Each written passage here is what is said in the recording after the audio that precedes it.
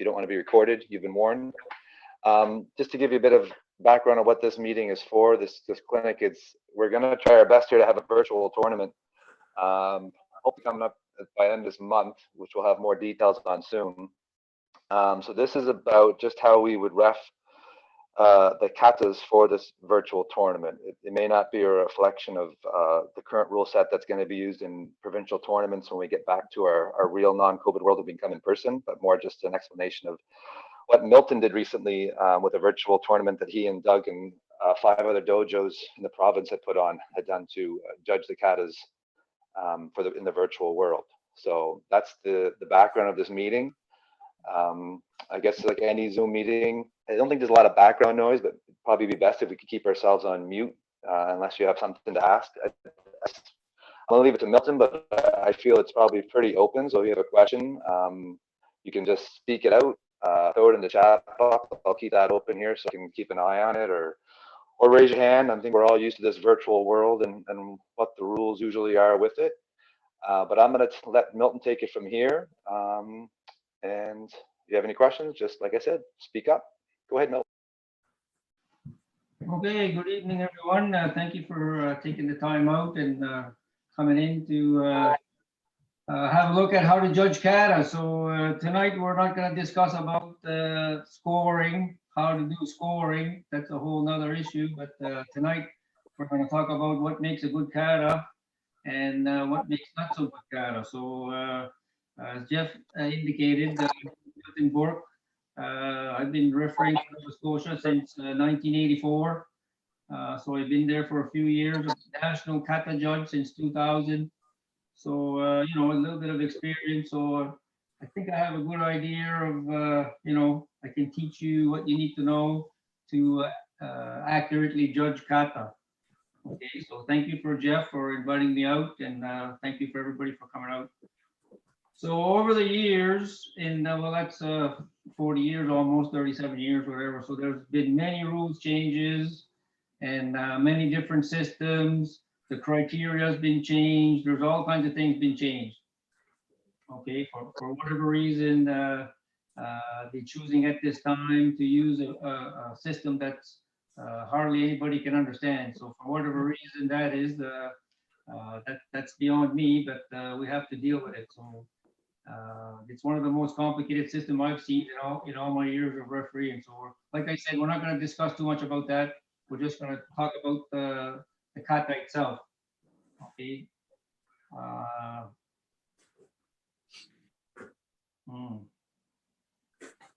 Okay, so there's issues. So it's good that you came to the course because the tournament is really not the place to teach judging kata. So I've had judges before, and they want me to to teach kata judging at the tournament. Well, that's really not the time. You can give pointers and you can help, but to actually teach people how to judge kata, that's not the place. You should already have an idea of how that's going to be done before you go to the tournament.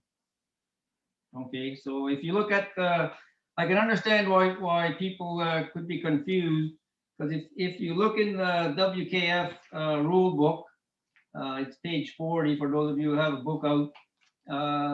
There's really not that many criteria. So they're looking at technical performance. There's only 7. Okay, so it's stances, techniques, transitional movements, timing, correct breathing, focus, and conformance. So those are the main issues that you're judging the kata on. And then after that, you assess strength, speed, and balance, which is the physical component, athletic performance. Okay, so that's not very many. So even with the whole thing combined, that's only 10 criteria. Okay, so if some of you remember, we did a clinic. Well, it's got to be at least 7 or 8 years ago now at German Sensei's dojo. It was an awesome clinic about how to judge kata. It was given by Tanza De Sensei from Toronto, and he came and did a 2-day clinic and explained. I know he went over 30 different points about the kata. At least 30 different points he went over. So there's a lot of things that aren't mentioned here. So, and the hard part is, like if you look in the Kumite rules, there's a million explanation. It says the technique has to be exactly like this. These are the criteria. There's 6 criteria. It has to be this close. Contact is, there's a million explanation. If you look for the explanation of any of those items under kata performance, there's no explanation. All the explanations is about procedure, right? So there's nothing that explains what a good stance is, what a good technique is, what transitional movement means, or how do you judge if it's a good one? Or there's nothing in the book that explains you that. So you have to already know, or somebody has to tell you, right? So it's important to get that information, because if you just go by what's in the rule book, you're not going to get there. It's not there. Okay. Number one in the rules, it doesn't speak anything about the eyes. Okay. So any good kata judge will tell you that the eyes is primary importance. Okay. And the karate instructors will tell you the same thing. If your eyes are not focused in the right position, then if your eyes are looking at the ground, then all your energy is going in the ground. Okay, so what I'm going to show you, the system I use is Ichigan, Nisoku, Santan, Shiriki is 4 points. So Ichigan first, number one is the eyes. Okay, so they don't have to explain it at the WKF level because everybody is good on these points, right? So those 4 points that I just mentioned, those are the Bible. So you go by the Bible. All the other points that are outside of that are less important than these 4. Okay, so you gotta keep them in perspective. Okay, so the eyes, when you look at the competitor's eyes, okay, if their gaze is down like this, it's bad. If their gaze is up, it's not good. Okay, if their eyes is, I don't know if you can see me in the screen. If your eyes are like this, and your eyes are this big, this is not good. Okay, so a proper gaze, I'm going to use that term, gaze, okay, for the eyes is what they call a half eye. So I don't know if you, like when you concentrate, sometimes you make it's like a triangle here. So your forehead furrows a little bit and your eyes not squint, but come down like this. Okay, that's important. Okay, so if you watch top level kata athletes, you always see this, always. Okay, they don't get there without this. Okay, so now with the proper eyes, now all your power is going where your eyes are looking. Okay, so if you're not looking at the ground and punching up here, you're looking straight, then the energy goes this way. Okay, this is a concept, karate concept, that's true for every style. Okay, so eyes is number one. So when you get the juniors, okay, and some of the kids, and they're looking at the ground the whole time they're doing the kata, well, it's hard for that person to win. It's really hard because that's number one. Okay, so even the kid who does not so good kata, right, but is looking up, he's going to have a better chance, unless he makes a mistake, he's going to have a better chance that the kid is staring at the floor. Okay, so when you guys are teaching kata, especially to juniors, make sure you explain about the eyes and the importance of the eyes. Okay, so that's number one. So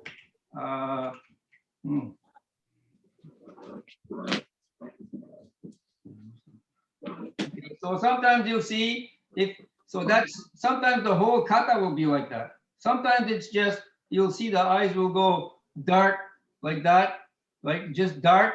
Okay, well, that's just a small thing. Okay, but if the eye is fixed here, this is bad. If the eye is fixed, that's bad. Okay, so if you see during the thing, oop, the eyes is slip and come back, that's a minor.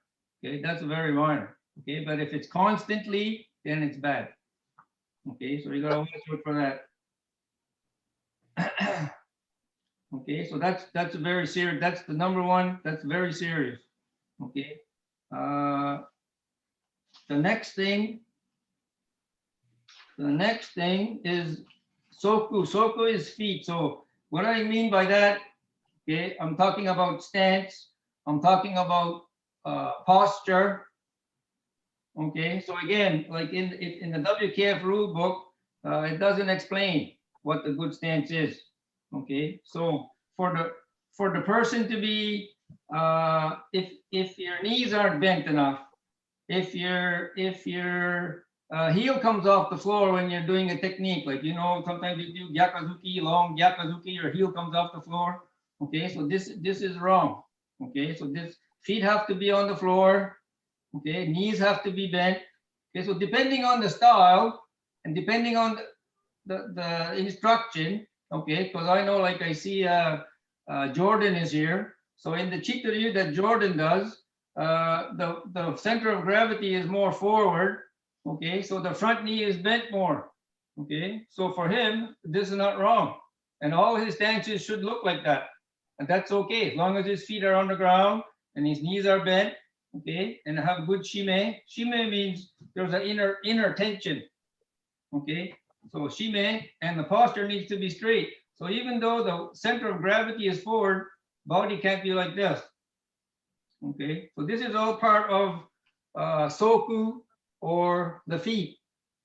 Okay, soku is the second, and this is, again, it's very important. So sometimes you'll see an athlete and only in one or two techniques they'll be leaning, and the rest of the time they're straight. That's less of a problem than if they're constantly always off balance, right? So if you're leaning like this the whole time, that's a huge mistake. Okay, if maybe in one technique you go this way and all the other techniques you go, okay, that's way more minor. That's one mistake versus the whole thing is a mistake. Okay, so you gotta keep that in perspective. Okay, so soku includes Soku includes right from the feet are flat on the floor, the knees are bent, the back is straight. Okay, and a lot of people are like this. Head is forward. Okay, punching like this, head is forward. So this is part of your posture. Okay, so if you look at the top level athletes, you don't see that. Okay, posture is perfectly straight. Back is straight, head is straight, chin is down, eyes are focused. Okay, then you have a good technique. Okay, so do you understand about that? So sometimes when they're doing the technique, the posture is okay, but when they're doing the transition, the posture is out. Okay, so if they're going from doing a hook stance, okay, they're gonna go forward, it cross in the back, body is gonna go like this, right? So, but the rest of the time, body is straight. That's okay. Okay, so only in the transition the posture is off. Smaller mistake because it only shows up a couple times in the kata, whatever. Okay, do you understand what I mean? Okay, so you gotta be aware of those things. So smaller mistakes in the kata, as far as the stance. Let's say you're in a forward stance, okay, and your foot is out too far. Okay, can you see here? Back foot is out too far.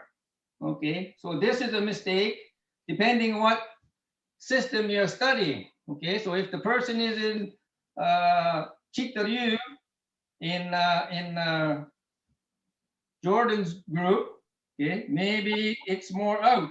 Maybe other system have the toe more straight. Okay, but the thing is, they should all be the same. Okay, if one time it's here and the next time it's here and the next time it's there, that now there's a problem. Okay, it's that the stance should be the same. Whatever stance you're doing should be the same. Every time you do a forward stance, should be the same. If it looks different every time, a little bit different, now you have a problem. Okay, so you can't show one stance and then show a different stance and then show, now this is what they call conformance. Okay, now you're traveling from system to system. That doesn't work. Okay, but if all your stances are like this, everyone, then that's how you were shown, and I'm not going to hold that against you, right? If that's your system, right? That's allowed. That's a style difference. That's okay. Okay, but if one is like this and one is like this and one is like, sometimes the front toe is like this and sometimes it's like that. Okay, that's a problem. Okay, so that's all part of stance. Okay. But the main point is, especially for us, the main point is, one of the main points is, feet should be flat on the floor when you're delivering the techniques. When you're delivering the techniques, your heels shouldn't be up like that. Okay, if your feet is not flat on the floor, then the energy is coming back. Okay, when you hit, you're gonna come back. That's the weak point. If the heel is off the floor, when you hit, it's gonna come back. That's the weak point. Okay, so if your feet are on the floor, then it's gonna be more solid. Okay, so first the eyes, then the stance. Okay, so is there any, if you have a question, just lift your hand and I'll try to address it. Okay, so as we go, hopefully it's not too confusing. So anyway, so that's the first two issues. So those are primary importance, primary, way at the top of the list.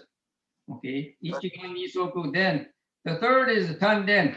Okay, so when we talk about Tanden, some people don't understand, but Tanden is the lower abdomen. Okay, so this is what keeps you grounded. Okay, so if you don't have a good Tanden, sometimes when you're walking, maybe you float like this, right? Maybe you float like this instead of going this way. Okay, so if you're doing this, your Tanden maybe is not where it's supposed to be. Okay, so Tanden means you have a tension here and it keeps your body down. Okay, so a lot of times if you see a competitor do a fast spin, right, and they lose their balance, a lot of times it's because their center of gravity or their Tanden is too high. Okay, so Tanden and center of gravity are not exactly the same, but close. Okay, for this explanation, it's essentially the same. Okay, so if your center of gravity is up, then you have more chance you're going to lose your balance. Okay, and your technique is not going to be as strong. Okay, because you're up. Okay, so this manifests itself through sometimes when people are nervous, they tend to stand up. They tend to stand up more. So your knees aren't as bent as they're supposed to be. Okay, so this shows center of gravity is off. Okay, Tanden is too high. Okay, so you need to go down. Okay, so this will help you. Good Tanden will help you with transition. Okay, so when you're moving from stance to stance, when you're stepping forward and stepping backward, body shouldn't go like this. Okay, up and down. Okay, if I'm walking and punching, I'm going like this, up and down, right? Going backward, up and down. See what I mean? Okay, so this is an indication that the center of gravity is traveling. Okay, so this is bad for the technique. Okay, so this is a fairly big mistake. Okay. Okay, do you understand? Okay, so like I said, ways to identify that. Okay, sometimes if they do a quick turn, they'll lose their balance, right? This usually means the center of gravity is too high. Okay, if your center of gravity is down where it's supposed to be, and your posture is straight. Okay, so sometimes a quick turn, if your posture is not perfectly straight, it can throw you off. Okay, so it's either an indication of your center of gravity is too high or your posture is a little bit off. Okay, which you may not notice when you're watching the kata, because it's only a little bit, you may not notice. But when they do a quick turn and then they almost lose their balance, right away that should trigger in your head, center of gravity must be off, or yeah, posture is a little bit off. Okay, so then you make a mental note, then now you look for that, right? That gives you some, that's your clue. That's your clue, then you look. So quick turns or spinning, when the people lose their balance, look for that. Okay, posture and center of gravity.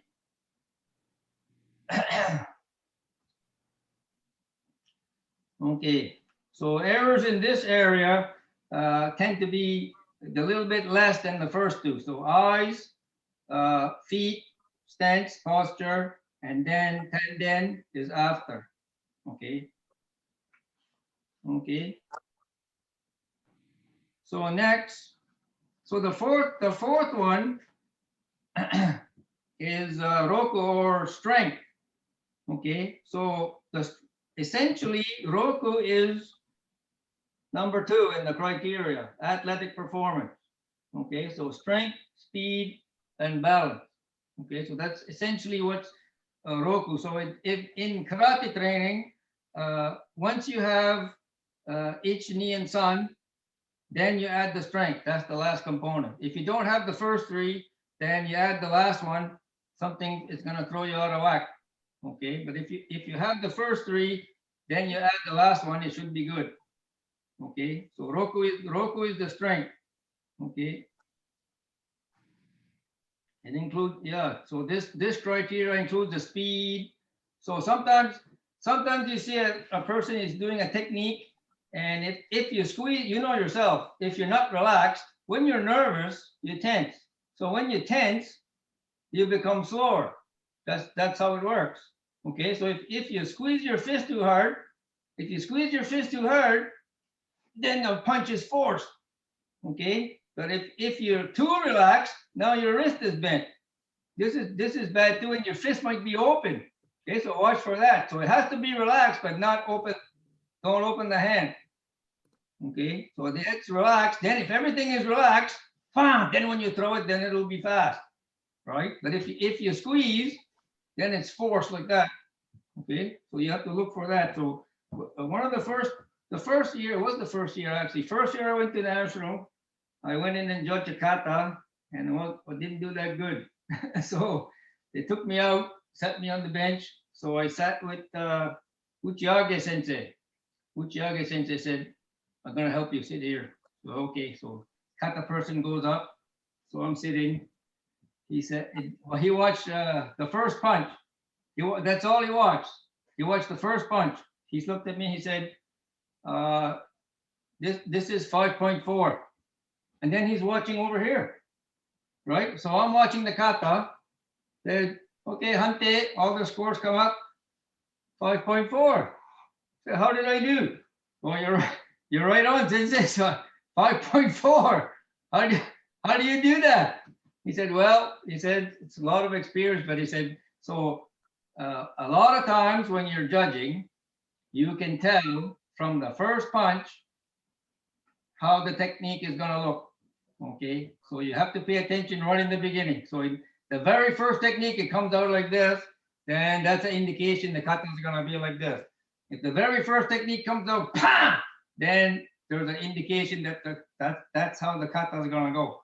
Okay, so that's just a trick that you can use. Sometimes it works. Okay, if you pay attention, yeah, because sometimes you don't know this one, then you think back in your head and you say, okay, who had the best Gyakuzuki? Who had the best Gyakuzuki? And that's usually the answer. Usually that's the answer. Okay, sometimes if there's other issues like maybe they made a mistake that you don't know the kata, all those things can happen. But if you just look at the kata, the one who had the best punch probably gonna win. I would say 99% of the time. Okay, and that comes from Uchiage Sensei had a lot of experience and trained a lot of judges, and that's who I learned from my first year at national.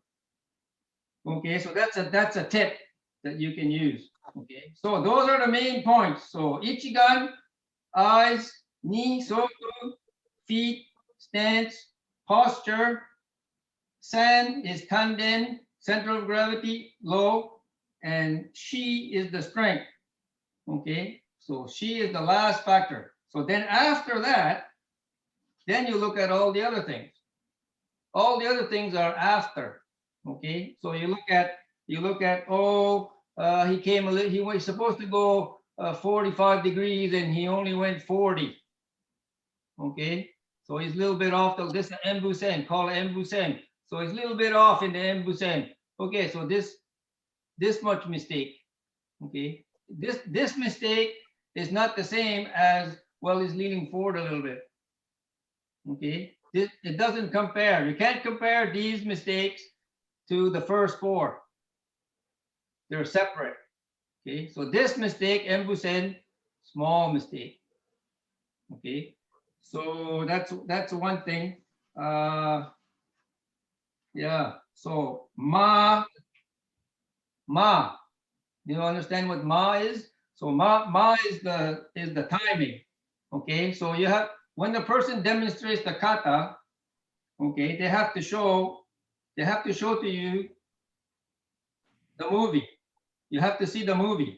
Kata is a fight. Okay, so when you're, oh, question?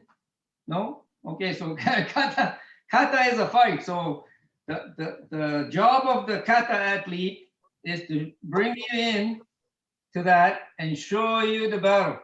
He's gonna bring you right into the Bruce Lee movie and he's gonna show you the fight, right? So you gotta see it. So through his eyes, he's gonna show you the fight. So with that in mind, so when he kills the guy, there's a ma. You can't just go, yeah, and turn this way and go, this guy, there's no ma. Okay. In order to have the ma, you have to have a pause. So in your mind's eye, you have to see this guy hit the ground. So when he goes this way, now you can go. This guy's dead. It's okay. But if you go, well, maybe he's not dead. Now, too late, right? So then he didn't tell you a good story. Now the story's messed up because the main character just got punched in the back of the head, so messed up all the video. You gotta cut, go again, right? Okay, so that's what the ma. So the ma, all the techniques are not the same. All the techniques in the kata are not killing blows. Okay, so it's not 100%, 100%, 100%, 100%, 100%. It's not like that, right? It's gonna be ba, ba, ba, ba, boom. That's the killing blow. And your brain have to register, you just killed him. Then you go the other way. Ba, ba, ba, ba. Boom. Killing blow. Then go. That's what ma means. Okay, so it's up to the kata person doing the kata to show you that. Okay, they have to show you that. Okay, the emphasis is on them. That's what they mean by, somewhere it says, kata is not a dance. Okay, kata is not a dance. Kata is a fight. Okay, so you need to show the fight. Otherwise, it's just a bunch of moves, right? Kata is not just a bunch of moves. Kata is a simulated, it's a karate form of shadow boxing, right? That's what the kata is. Kata is the form of shadow boxing where you see the fight in your mind and you play in there. That's what the kata is. Okay, so yeah, so the athlete will try to show you that. Okay, so another piece is what's that? Oh, I hear somebody talking. All good. Okay, so the next thing we'll say is there's a lot of things. Kiai.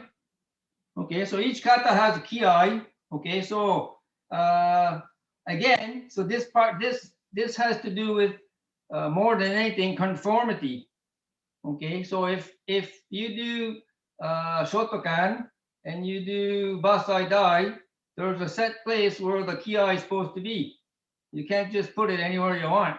Kiai is here. Kiai is there. That's it. Okay, so if you do the kiai somewhere else, then you're gonna lose points on conformity.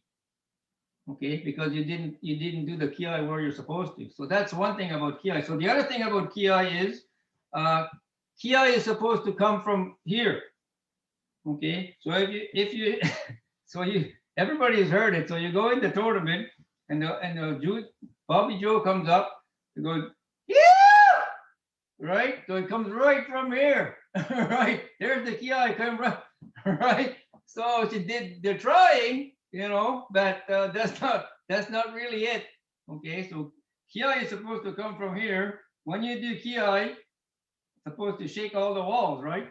Okay, so it should be low. Okay, should be low.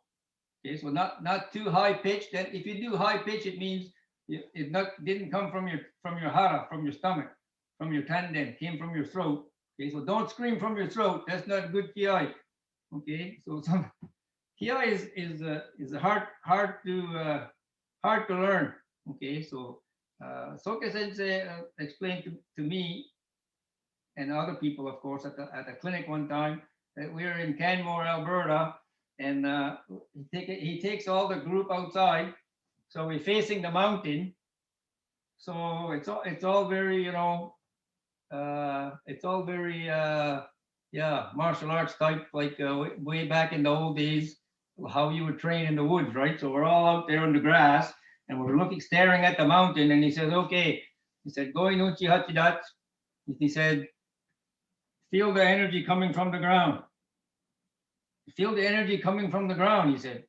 Yeah, so the energy starts in the ground and it comes up through your legs, it comes through your stomach. And he said, when you feel the energy build up, then let it go and let it out. Yeah. So it builds up. Okay. So you can't just, it doesn't come out of nowhere. Ki comes from way down. Like that, comes out. Okay. So the only way to practice that, you have to go and you have to train. Okay. You have to practice actually doing the ki. So there's a lot of different reasons for ki. Okay. I think I could probably explain to you 5 or 6, but a couple of the main ones. Okay, so normally in the kata, the ki is with the killing blow. Okay, normally the ki goes, there's a ma there. So after you do ki, you just killed this guy. That's a signal that this guy just got killed, and now there's gonna be a ma. You're gonna wait before you go to the next move. Okay, so that most of the katas are like that. Now, in reality, there's way more to it than that for ki. Okay, ki can be used before you throw any techniques. Okay, ki can be used as a demoralizing kind of effect. Okay, so if I'm fighting against somebody and I want to unnerve him or throw him off his game, I might do the ki first, yeah, and then attack. Right, so he's gonna get this reaction. He's coming, right? Then it's gonna be my advantage. So to get him off his game, I'm gonna do the ki first. So that's another way you can do ki. But normally in the kata, that doesn't happen. Okay, in the kata, it usually happens on the blow, right? Or as the ki is not usually this long. Okay, this is wrong too, right? Ki is only this big. Yeah, right? This. Don't. Yeah. That's not it, right? That's not it. Okay. Sometimes you're trying too hard. Sometimes you try too hard. Okay. So that's yeah. Ki should be, not yep. That's too short. Up. That's too short. Okay. So half. Okay. This long, but not this long, but not like this. Okay, and when you do it, don't lift your chin. Okay, some people do ki go, yeah, right? That's wrong. Okay, because the whole time you're doing this, you can't see what's going on. Okay, so when you do ki, nothing should change. Posture shouldn't change. Your head shouldn't change. Nothing change. Only thing happens, yeah. That's it. Then to go, right? Okay, so be careful for ki. So sometimes, if you don't know the kata, sometimes it's hard to judge where that is. That's okay. Okay, so we have one here, rhythm. Again, like I said, so these are all points for judging kata, and most of these points are not in the WKF rulebook. Okay, so I'm just going over a few. So we'll say rhythm. Rhythm is the flow. Okay, so I think most people are familiar with Gono-sen timing. Okay, so a lot of the katas from all the different styles use Gono-sen timing. So Gono-sen timing means the counters is twice as fast as the block. So if you block at 50 miles an hour, then you counter at 100 miles an hour, then he can't defend.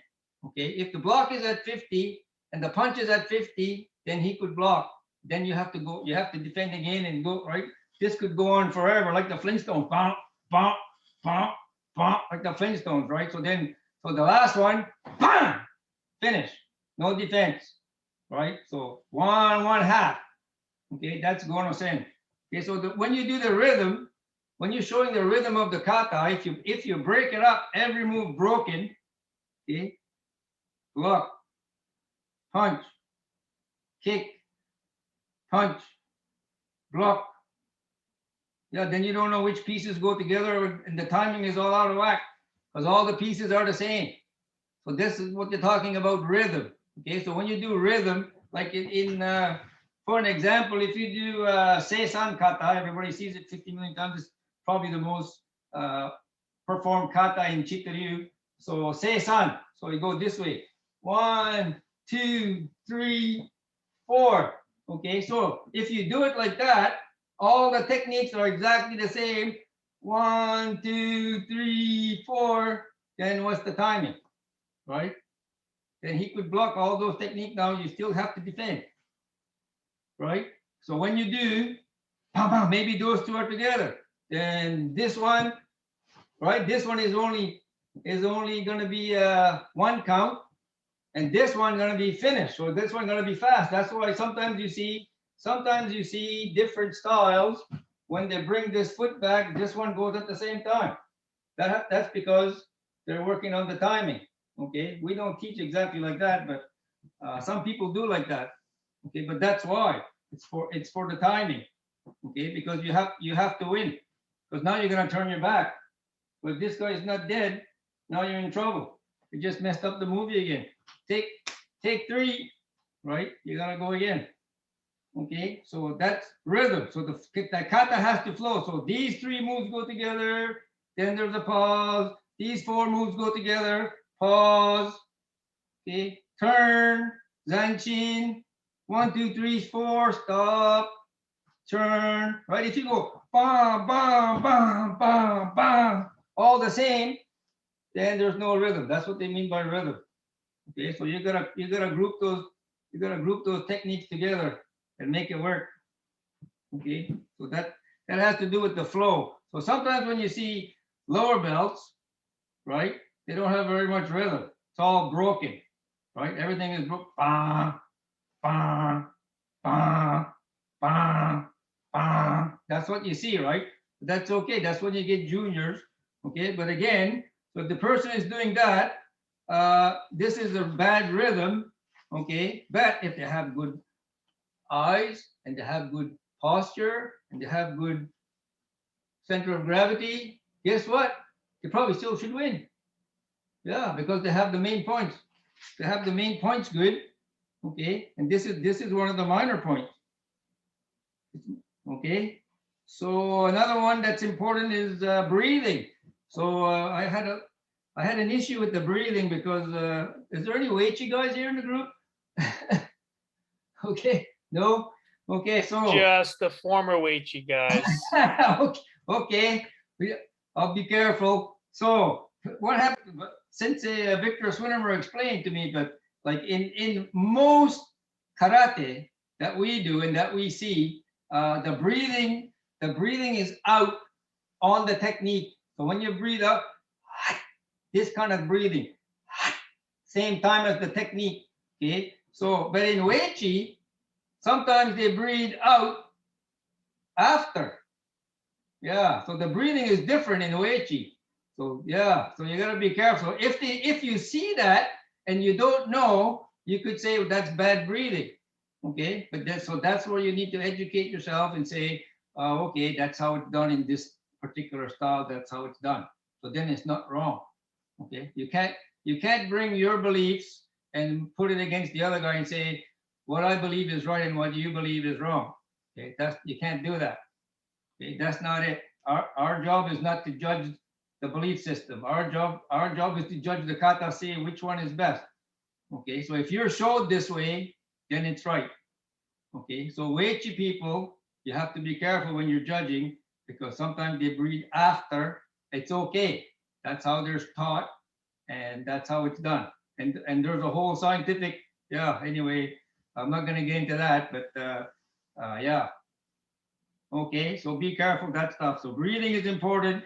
And most of the traditional styles, I'm going to say traditional, even though Weichi is traditional also, but most of the styles like Wado, Shotokan, yeah, Chitoryu, all these guys, breathing is with the technique.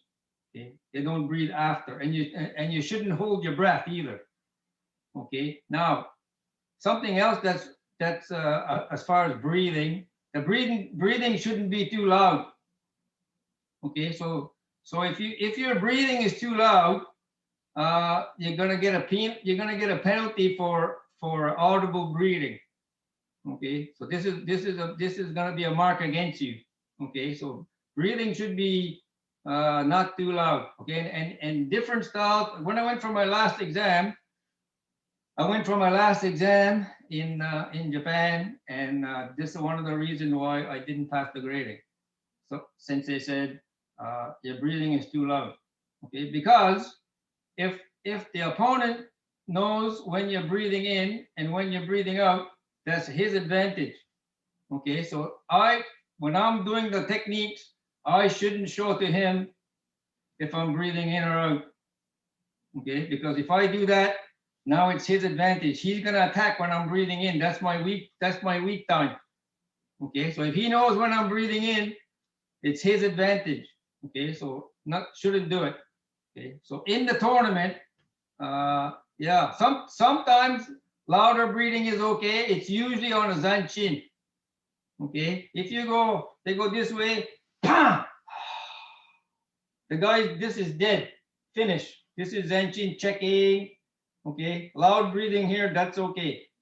Okay, louder, shouldn't be not too big. Okay, but it's okay. So as a rule, try not to breathe too loud.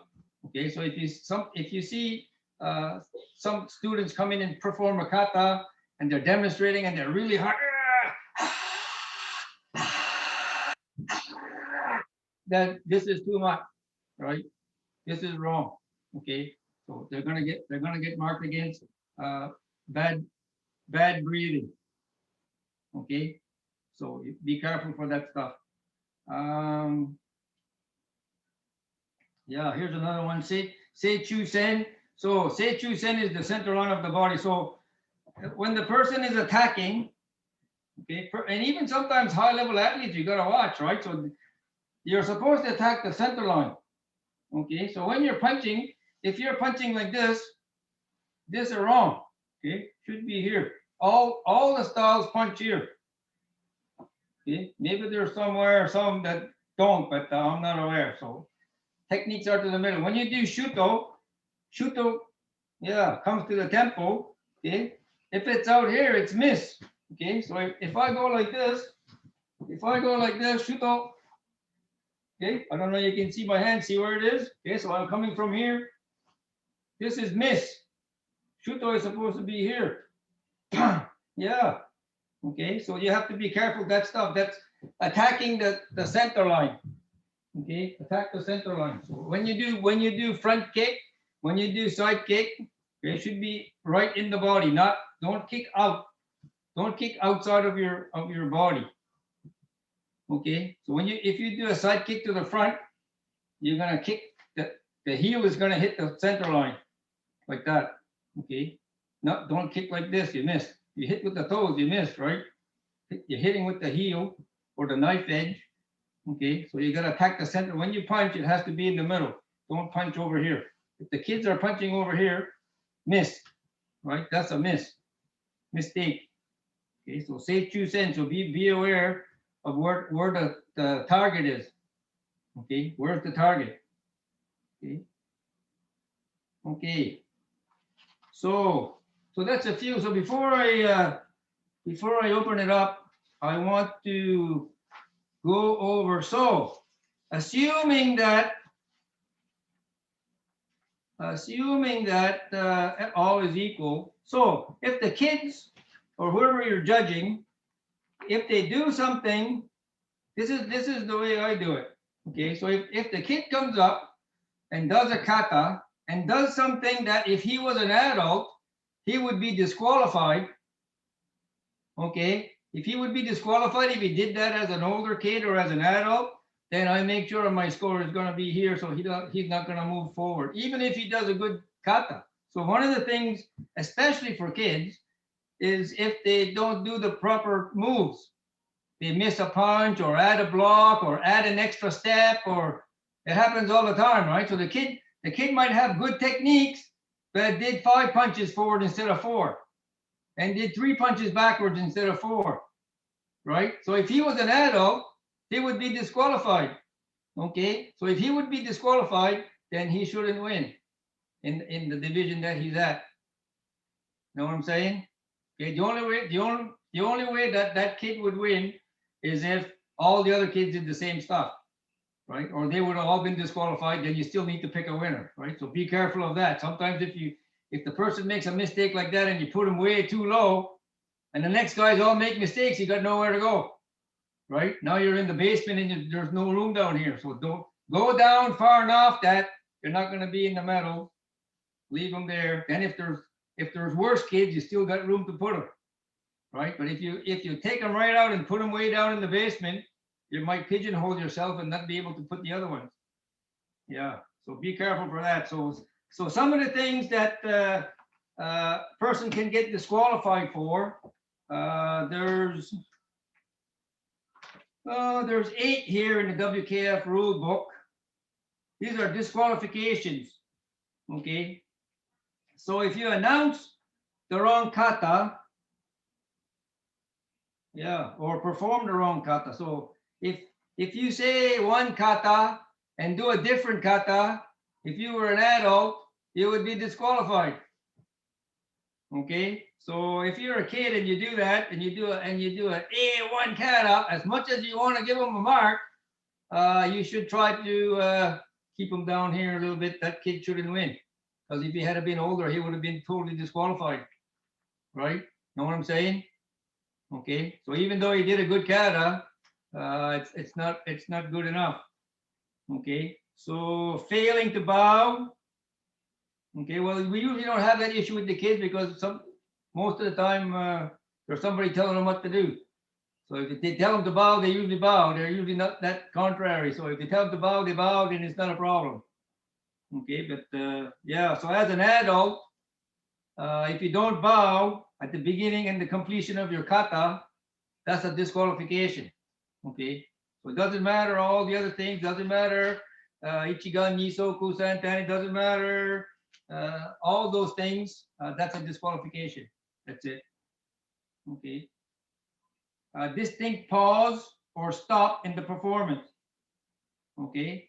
So usually in this province, it has to be pretty bad for us to disqualify you. But we're supposed to, if there's a complete stop, and you can tell the person is, oh yeah, well, it's too late. Really, that's a disqualification.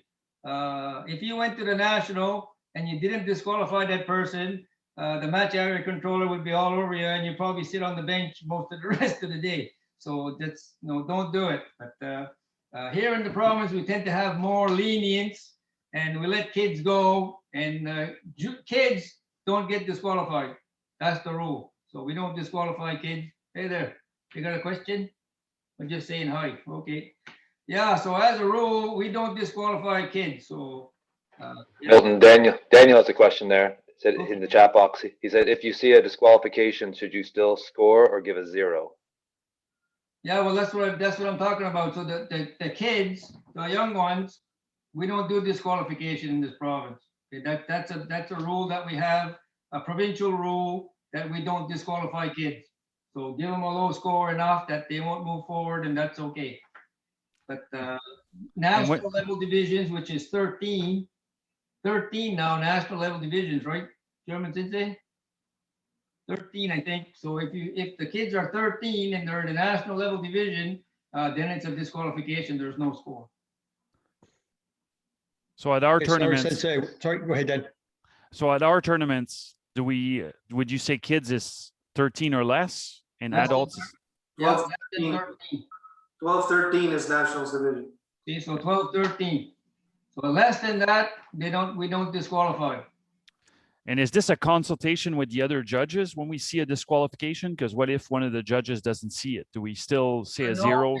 No, because it's just the head referee, position number one, the one who's in charge of the ring, he's the one who's gonna make the call. So you guys are just gonna sit in your chairs with your flags or, yeah, or scoreboards or whatever, and the head judge is gonna go, disqualification and the other side wins, right? So when we're gonna do the virtual tournament, I think we're gonna use flags because it's easier. So everybody will be on the board. We'll all watch the kata at the same time. Everybody will show a flag. It'll be easy to count flags. Most flags wins, and then we'll keep going. Okay, but if it's disqualification, the head judge will show disqualified, right, and the other person will win. That's how it's done.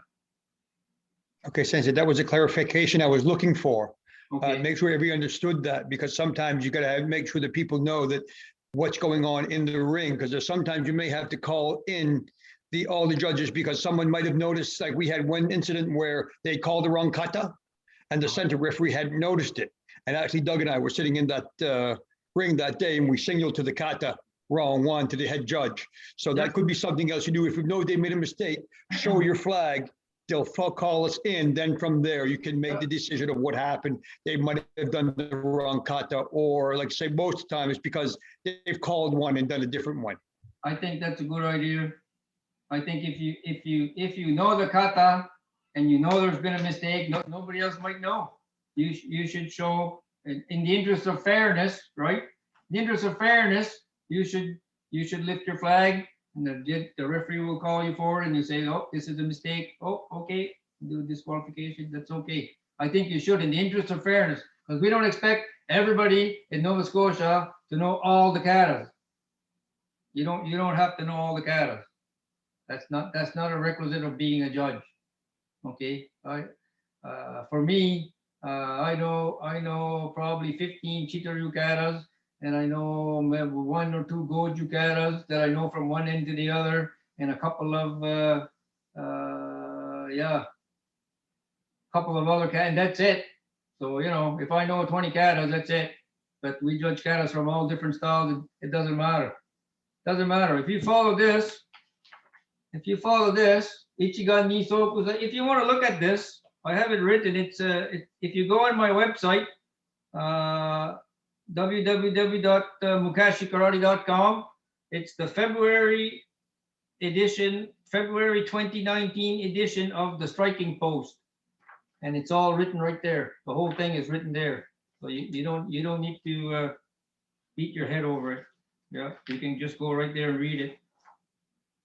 Okay. Okay, so does that help you at all? Does that help you at all? So there's a couple more here. Might as well finish these. Well, we're almost out of time, but so if you interfere with the function of a judge, so if a judge has to get out of the way because you're going to run him over, that's a disqualification. If he has to move out of the way because he thinks you're going to punch him in the head, that's a disqualification. So interfering with the judge is a disqualification. Belt falling off. So falling off means it's on the ground. Okay, if it's just coming untied, and didn't fall off the hips yet, it's not disqualification. Now it's a foul. Now it's a foul. Belt coming loose. Belt coming loose to the extent it hasn't fallen on the floor quite yet, but it's starting to come off the hips. That's a foul. Okay, so that's this much penalty. But if the belt hits the floor, now it's disqualification. Okay. Okay. So another reason for disqualification is if you exceed 5 minutes for the bunkai. So far in all my years, we haven't done any bunkai that I know for as far as judging in Nova Scotia for bunkai. So maybe sometimes we might have did a few demonstration type stuff where there was only one team, but we never actually had a competition, I don't think, with bunkai. But bunkai is supposed to only be 5 minutes. So if it lasts more than 5 minutes, that's a disqualification. Performing a scissor takedown to the neck in the bunkai is a disqualification. Failure to follow the instructions of the chief judge is a disqualification. Okay. So if the judge, like this could be like at the beginning of the match, when you line up all the competitors in the front, they're supposed to take their jacket off for the bowing, and you go there and you tell the athlete, okay, take your coat off, we're doing the bow, and they refuse, now they're disqualified. For disobeying the orders of the judge, that's disqualification. Okay, so if you tell them to do something and they don't do it, you can disqualify. Okay, disobeying the orders of the judge. Yeah. Okay, so that's the disqualification. So so don't be confused. So all the things we just talked about are if those things happen, if those were adult competitors, they would be disqualified. Okay, so make sure if it's the kids that are doing it, mark them down so that they don't continue. Okay, those kids, if they did something that they would have been disqualified as an adult, they shouldn't win the competition. Okay, know what I'm saying? Okay, so yeah, be careful for that. So besides that, if you don't cross up the issues. Okay, so all these things we talked about, Mbusen, performance line, Ma, Kime, Ki, rhythm, breathing. You can't compare those things with the first four things. The first four things are serious things. Okay, the other things are all minor things. So what happens is at the World Championships, most of the kata decisions, who wins, is based on the details. All the other things, right? All those other things we talked about. That's what's going to decide, because their eyes are good, their postures are good, their center of gravity is good, their speed and their strength is all good. So now you have to still pick a winner. So you have to go to the minor details. In Nova Scotia, 95% of the people should be judged on the first four. 95%. You're going to be able to make the decision from here. Okay, you don't need to go to the details. Okay, something's going to be off. Eyes are going to be off, posture is going to be off, stances are going to be off, whatever. Okay, you should be able to find a mistake. Most of the kata people in this province, and even at the national, I dare say, half of them at the national are judged on the first four criteria, right? It's only the very best ones that are judged on the details. Okay, so those are my opinion and my advice to you as far as judging the kata. So if you have any questions, I'll stay for a little bit more and answer some of your questions. If not, yeah, we can let it go at that. It's up to you. I guess we could talk about a little bit how you did the virtual tournament and applied these rules to it, because you had the. Well, we can. Okay. I mean, just nothing too complex, but I mean, I guess the goal of having this was to educate people a little bit on how to judge a kata, so that if we have the virtual tournament, we have a few more bodies to sit there and judge people. It'll be different than real life because you'll be watching a video of somebody and there'll be a bit of rules associated with that. So I don't know if you or Doug want to talk about maybe some of the rules that you put on the people when they were doing the kata videos. So Well, is that impacts the judging? Yeah. They sent out they're pretty much on the ball, those guys. This Karate BC, they were quite advanced. So Karate BC did a tournament, and then the Shito people, Akira Sato, they did the Sato Cup after the BC tournament. So they took the mistakes from the BC tournament and then they fine-tuned it. And I'm telling you, those guys know their stuff, because the way they did it, there was judges from all over the world. There was judges in Japan, there was judges in Australia, there was judges all across Canada, every province, and everybody sat home. I sat home in my living room with my iPad with the WKF score sheet, and I punched in my score, and when I pressed send, they tabulated it on their end, and they knew if I was on the wrong page, or if I had made a mistake on my form. Right away somebody would come and send me a message and say, oh, you're on the wrong division. Oh, I had to go and fix it and put the score again, or whatever, or your score never entered, punch it in again.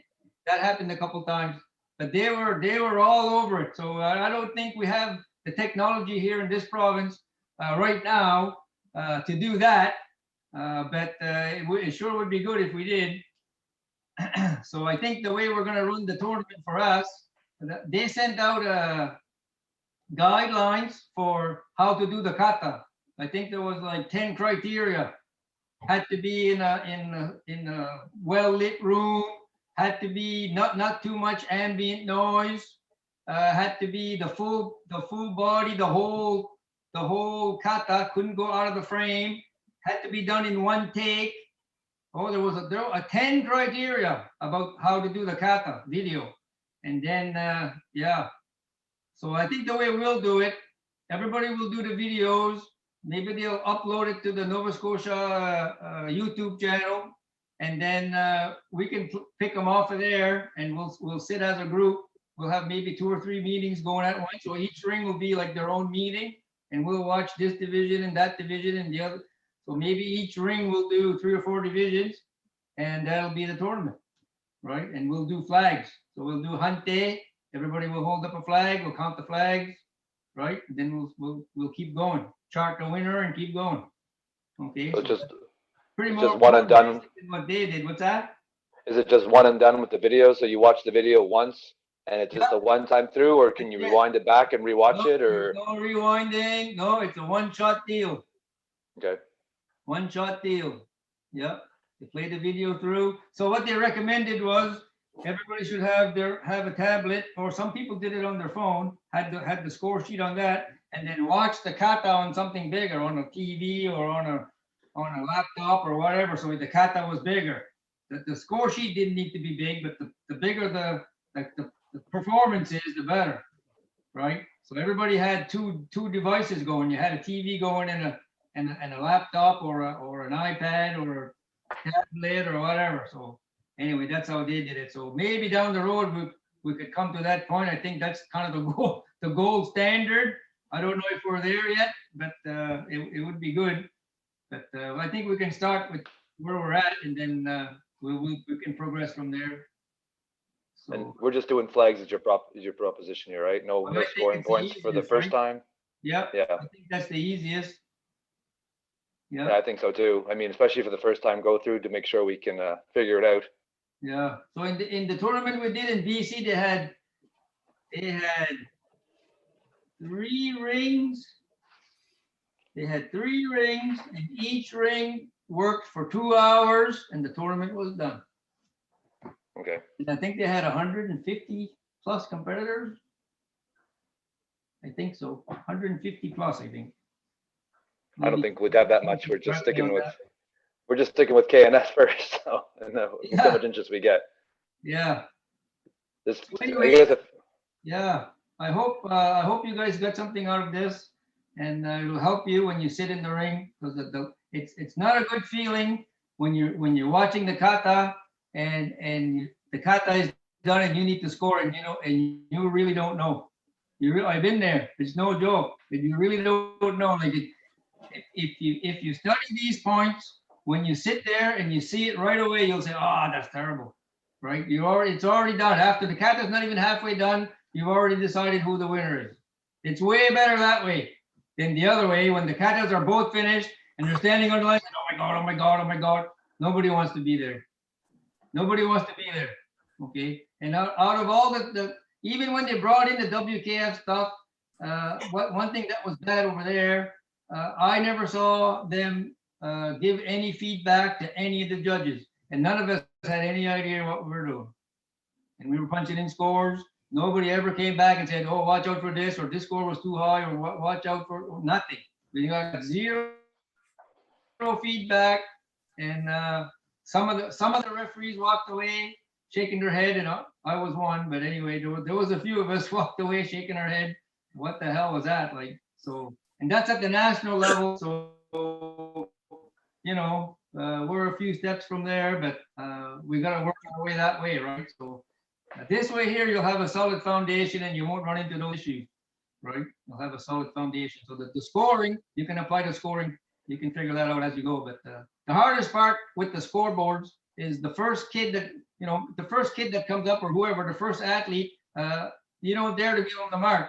If he does a really good kata, you give him a 3/4 mark because you don't know, right? If you give him a mark way up here, the next another kid, right? Maybe you pigeonhole yourself up there, right? So he only ends up getting a 3/4 mark, even if he's might have the best kata in the whole group. And then what tends to happen is the last athletes, if you have some good athletes in there, maybe not the best, but good athletes, they tend to get higher marks. And that's just the way that's a fact. Like that's a proven fact.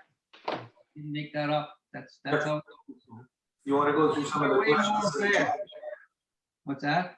There's some Yeah, there's a questions few, in the chat. there's- too. there was a few questions in the chat there. So Daniel, you asked about it. There's a few videos that could be shared with judges to comment. How does help us understand better what we need to look for? So I I think was you have just- some videos up. Yeah, I think I was asking on the competition you had, is there a few katas you could share just to give an idea what we're going to be looking at? So just kind of a first look. Well, Yeah, they have a, talk about that. I think he posted it. Our tournament got posted, didn't it? yeah, it's on their YouTube page. You just gotta, Yeah, so I think anybody can go and Daniel, have a I look. sent out the link to our dojo too. All the katas are in that link, that video. Anybody Okay, can go and have a perfect. look. Yeah. Yeah, I got no problem with that. And you can go to like, if there's a link to, the last tournament they did out west, there was a West Coast Championship. I forget what it's called. Anyway, there's a link. Anybody can go and look at the stuff. It's all on there. Griffin Sensei and a bunch of people from Windsor competed in that one. And all the stuff is on the video. I watched it way after. It's still out there. Yeah, yeah, I've seen it too. yeah. So I anybody think a lot of, look at that stuff. I think a lot of the questions in the chat kind of more are surrounded on the virtual meeting. And I just think for the sake of time, it's probably best if we schedule maybe another meeting to talk about how we would score for this virtual tournament that we're preparing. So I can arrange something maybe with, if Milton and Doug, maybe you're the two experts on this for our province right now, since you ran that tournament. So maybe we can have another meeting next week. I don't know how much time you would need for that, but I don't think this was probably the lengthier of the two to go over how to judge a kata now that everyone maybe has a better idea or had a refresher on it. The next point is to talk about how we do it in the virtual world using flags and how we can use it with the Zoom technology and things such as that. So if everyone's agreeable to that, we can move forward with that concept probably. Yes, if I may, I think there's a few, Kind of there's a few confusing the different thing ways how that we you could would do it. hear. One at a Sorry, time. here, Doug, you go ahead. Sorry, Doug. I think there's a few different ways we could do it, and I don't know if, so right now, probably not the time to discuss the different options. If you and I want to discuss them and Sensei Bork at another time, Yeah, and then present them to the group. that's I probably think- best. And I don't think it would take a long time. Once we decide how we want to do it, the actual meeting of explaining how to do it wouldn't take very long. I agree. Yeah, and probably Greg, I would assume you want to be in on that too. It won't be any more difficult to do the kata, to judge the kata, watching it on. If you've got a good kata, red is good, blue is not good, you're going to score the red. It's not going to be any more difficult watching the video. So it's really like people just don't have to worry about, how difficult it's going to be to do the tournament. The logistics of the tournament are going to be more difficult, maybe getting everything geared up. But as far as us watching it and doing the actual judging, that's going to be the easy part, because nothing's going to change whether you're doing it virtual or whether you're doing it in a tournament, a regular tournament. The kata itself isn't going to change. You score your good kata and you don't score the bad kata. So, I mean, don't let your mind worry about, how much you're going to worry about what you're going to be doing. Is it going to be different judging? There is no different judging whatsoever. So that, as long as you follow census criteria, it's pretty straightforward. Yeah, I agree. And Lorraine, to answer your question, I can't see an issue. You're saying, can a person be able to judge one division and compete in another? And I guess that's for Milton and Doug and myself to discuss, but off the top of my head, I don't see a problem with that.